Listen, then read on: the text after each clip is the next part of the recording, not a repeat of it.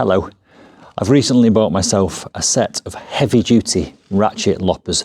These are by Spear & Jackson and I'll put the link below this video.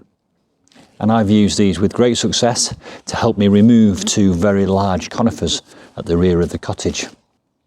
Now typically, as a bloke, I didn't read the instructions, so I was learning on the job. So I thought I'd share with you in this video what I learnt about how to use the heavy duty ratchet loppers. So to start off with, I'll just share with you a few of the features of these loppers. As you can see, they are locked close. There is a little locking mechanism here which you flick, and when you do that, you can open them.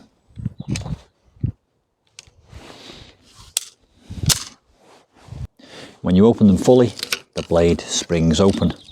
There is one fixed arm here, and that part of the lopper is rigid, and that has a curved serrated surface here, and that's to grip the back or the rear of the branch that you're about to lop off. This arm moves, and as it moves through a range of motion, you can probably see the blade closes against the fixed part. If you go beyond that small range of motion, it flicks open. One of the mistakes I was making at first was every time I went in, I was opening them fully and they were springing open again, and I was wondering what's going on here. But it's because you only use that narrow range of motion.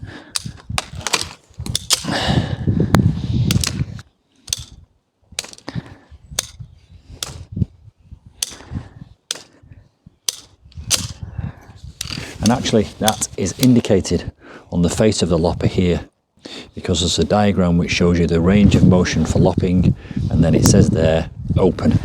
So when you go to the open position, it springs open.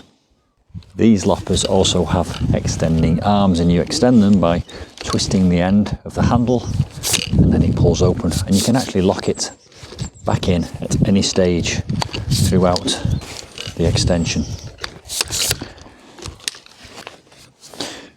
When they are fully extended, of course, you've got more leverage, which allows you to cut through more easily bigger branches. It also allows you to reach further, either into a bush or up high into a tree. But what you do need to be aware of is when you've got them extended, the range of motion required is further. So it can become a little bit unwieldy.